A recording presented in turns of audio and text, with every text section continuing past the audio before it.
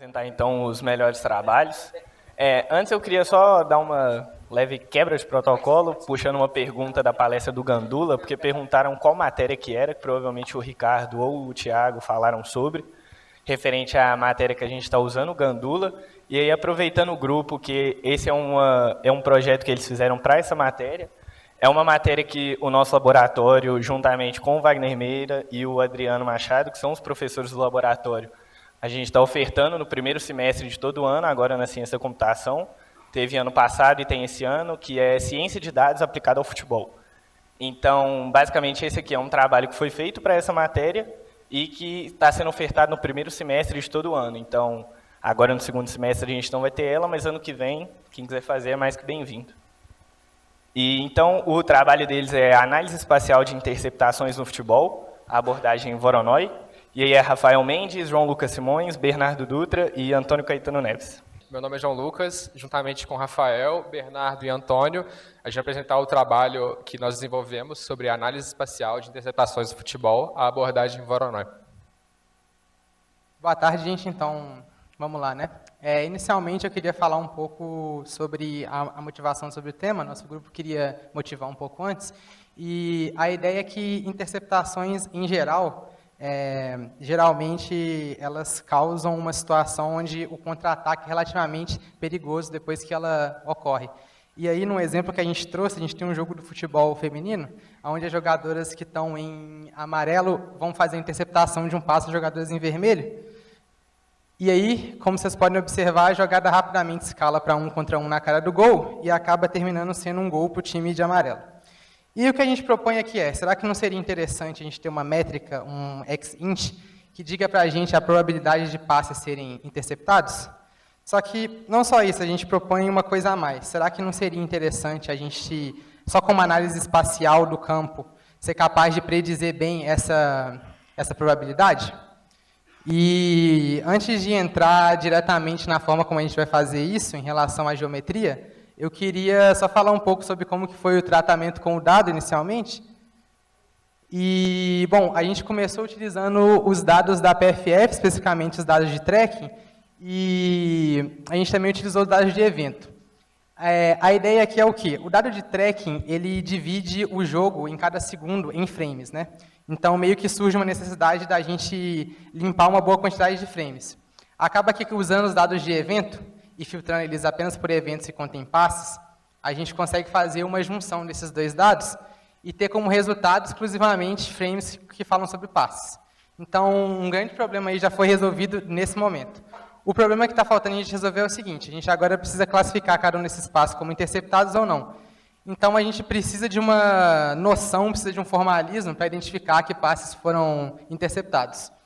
E, para isso, a gente vai adotar a própria definição que a PFF proporciona no dado deles, que é uma coluna que chama Outcome. Nessa coluna a gente conta com uma label que chama bloqueio ou interceptação. A gente considerou os dois como interceptações. Ok, agora a gente tratou basicamente tudo que a gente precisaria e está faltando a gente lidar com o desbalanceamento, né? Como vocês podem ver, acontecem muito mais passes concluídos do que interceptações. E vai ficar um pouco mais claro como que a gente lidou com isso no momento que a gente vai falando sobre o modelo em si.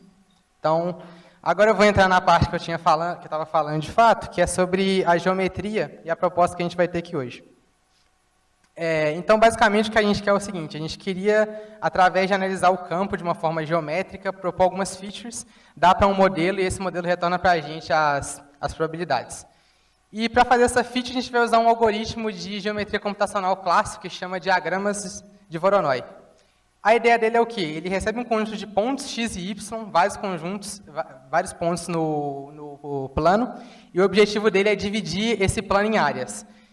Com isso, o que a gente espera cada jogador seria um ponto, e a gente acaba por obter um campo que está assim. Aí ali cada jogador é um ponto, e essas áreas seria uma forma da gente simular a área que cada jogador controla nesse campo.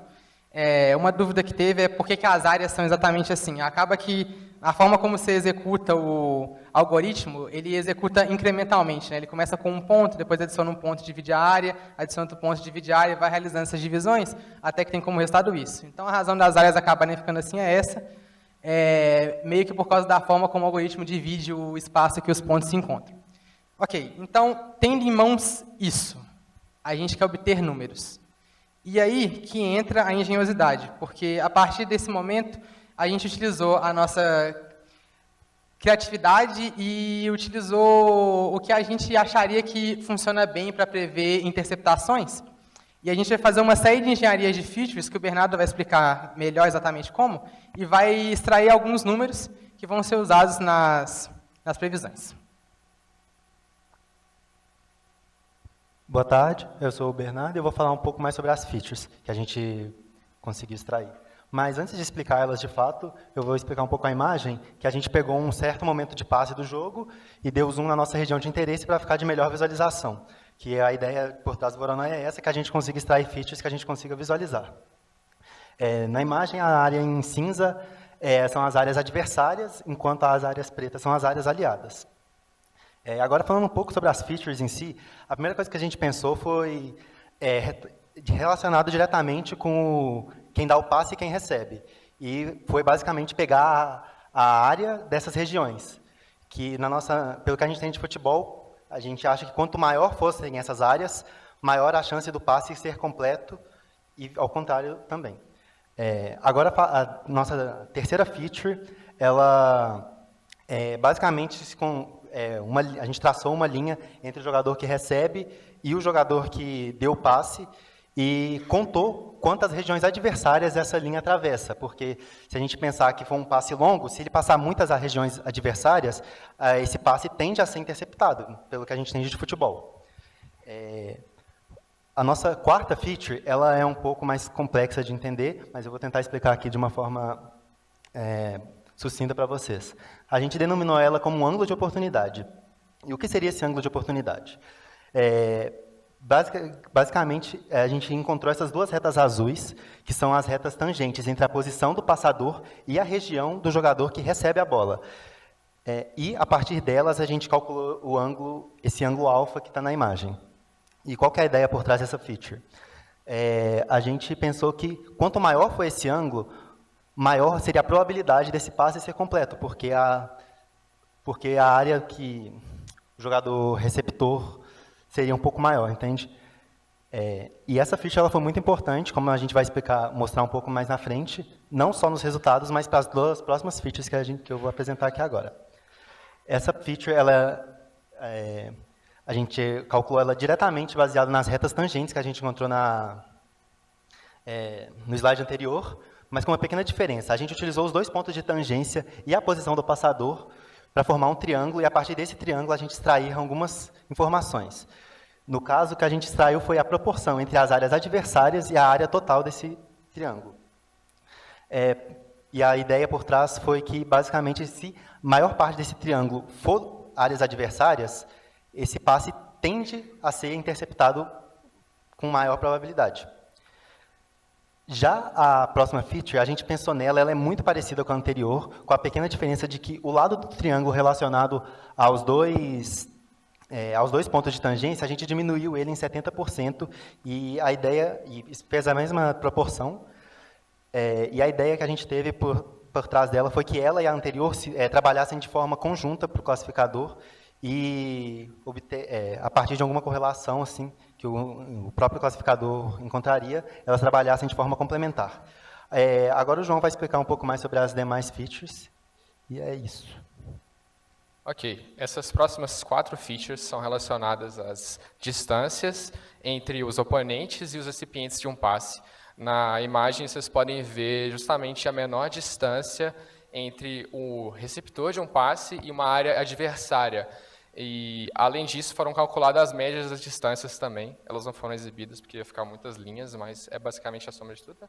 E a gente resolveu selecionar essas features porque quanto mais próximo um inimigo está de um recipiente de um passe, seja o transmissor ou seja o receptor, mais fácil é ele de interceptar esse passe.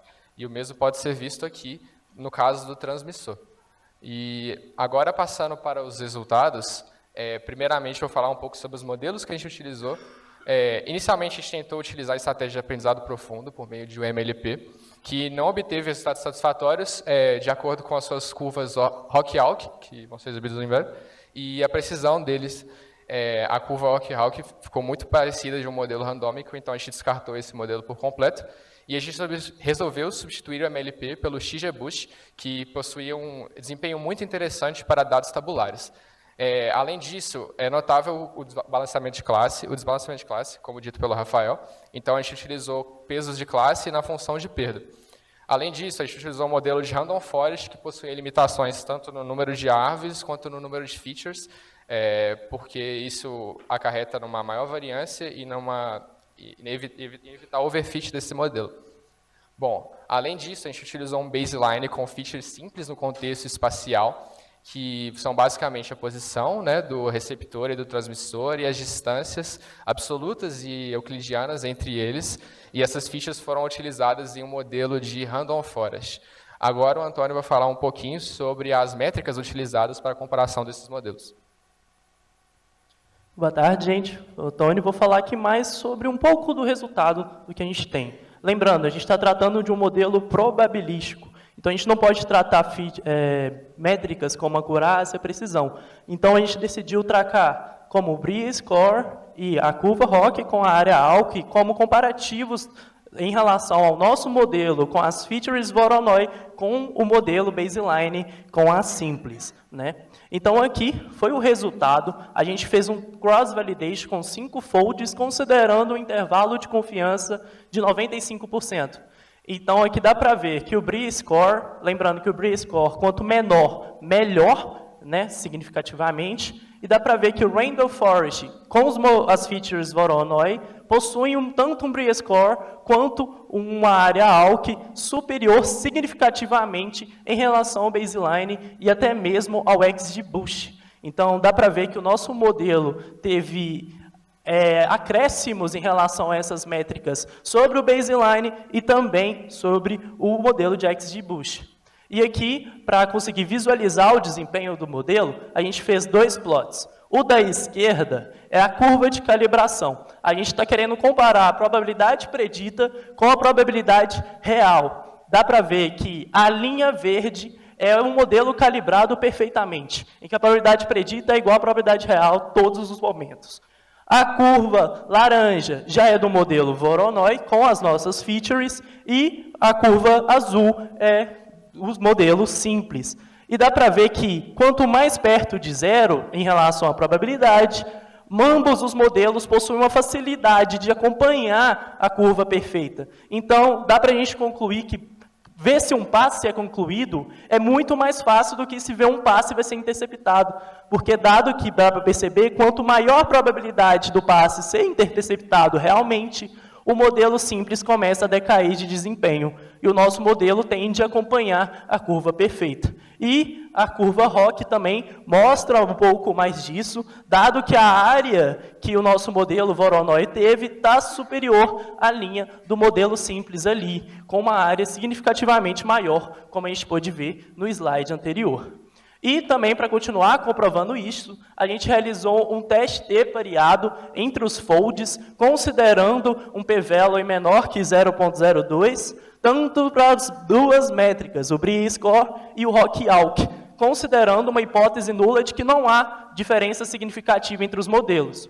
Então, dá para ver que, para ambos as métricas, o p-value foi menor do que foi o considerado, possibilitando a gente rejeitar a hipótese nula, né? Então, dá para ter que, realmente, a diferença entre o baseline e o modelo que a gente fez com as features Voronoi. E para entender de todas as nossas features, quais são as mais importantes, quais aquelas que teve mais impacto, como o Random Forest foi o melhor modelo, a gente mediu o grau de entropia reduzido médio de cada uma. E a gente conseguiu montar esse gráfico, que as letras talvez não dá para entender muito bem, mas a coluna de maior amplitude é a coluna de ângulo de oportunidade, aquela que o Bernardo falou das retas tangentes em relação ao polígono do receptor do passe. E a linha preta significa variação. Então, o ângulo de oportunidade é significativamente a feature mais importante do nosso modelo. Outros destaques que a gente pode dar aqui seriam as áreas tanto do receptor quanto do transmissor. E agora a gente vai ver o nosso modelo em ação. A gente pegou um caso aqui bem específico, que plotado com do gráfico à esquerda, com os pontos distribuídos no campo, e o da direita, o Voronoi construído, sendo a área cinza o adversário e o preto o aliado.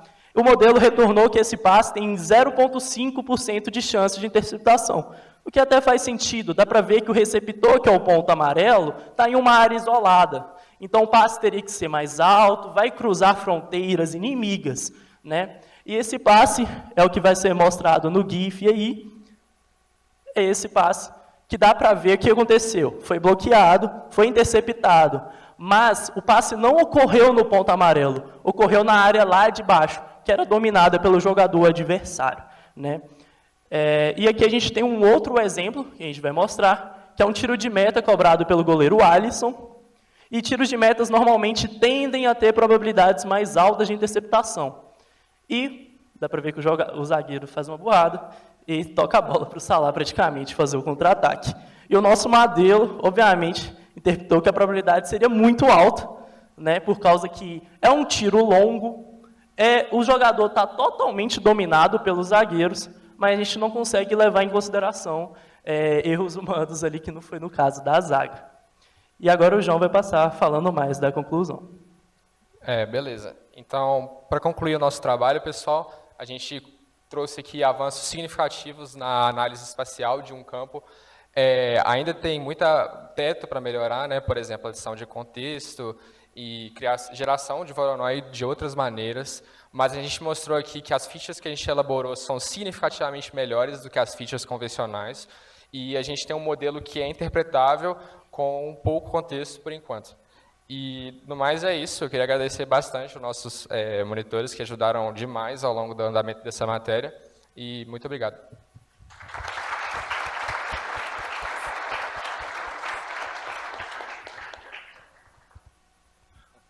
Bom, começando aqui a rodada de perguntas, até estranho, né, meu nome assim, porque eu não estou acostumado a ver pessoas com o mesmo nome, mas o Luca perguntou qual a diferença de base entre passes bloqueados e interceptações, e se existe uma diferença entre o valor esperado nas duas classificações. Não, perfeito.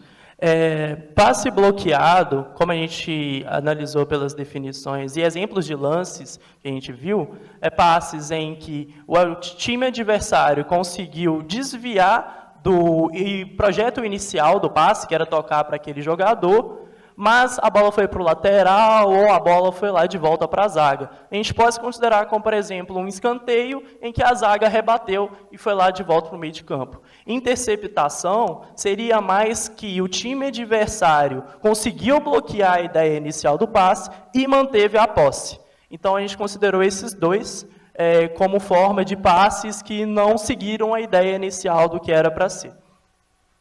E em relação aos valores, os passes bloqueados, eles tiveram, quando a gente considerava eles isoladamente, tinham um desempenho um pouco inferior no modelo, porque em tese eles são mais difíceis, foi o que a gente conseguiu perceber. E a gente teve um resultado muito satisfatório, que foi esse, quando a gente juntava as duas classes.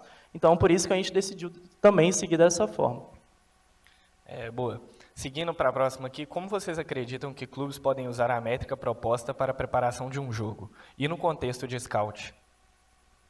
A gente tratou muito de análise espacial. Então, a gente consegue ver muito aqui features relacionadas à pressão. A gente, elaborando o projeto, acreditou muito na ideia de que isso poderia conseguir resumir, aplicando em um histórico particular do próprio time adversário, ou do time mesmo, como análises internas, de que seria possível possibilitar uma análise da pressão daquele time específica em áreas de atuações. A gente poderia fazer diversos filtros, como passes longos, passes curtos, passes altos, e entender como que é o deslocamento dos defensores em relação às áreas de atuações daqueles passes. E isso, para scout, pode ser muito interessante, que talvez um time pode ter uma fragilidade em certa região e consiga ver jogadores que possuem uma média dessa métrica mais alta nessa região que eles estão possuindo essa falha, que seria como se fosse uma atuação espacial melhor, que o jogador possui um posicionamento mais adequado. Para finalizar, foi levado em conta a posição do corpo e orientação dos jogadores? Se não, é possível implementar? É possível implementar sim, isso é uma das informações que existe no próprio dataset que a gente utilizou, como, por exemplo, o pé que foi utilizado para o passe, ou a parte do corpo, enfim. Essa é uma das melhorias que a gente propôs, inclusive, adição de contexto. E o contexto inclui justamente a parte que foi utilizada, a forma da pressão que está sendo feita, o momento do jogo, a característica do time, se ele é ofensivo, defensivo, enfim. Dá para melhorar, adicionar no contexto, dá para trazer resultados melhores. Tem mais uma coisa, é que o Voronoi ele já foi utilizado na literatura para fazer pitch control, que a gente viu na apresentação, na primeira apresentação depois do almoço hoje, que o TCP... Cadê o TCP? TCP. Ele mostrou um exemplo disso que, tipo... Só que, no caso deles, eles implementam isso adicionando a velocidade relativa dos jogadores no Voronoi. E acaba que você tem como resultado uma coisa um pouco diferente. E mais precisa, né? Então, isso também seria uma outra forma de melhorar o modelo atual que a gente teve aqui.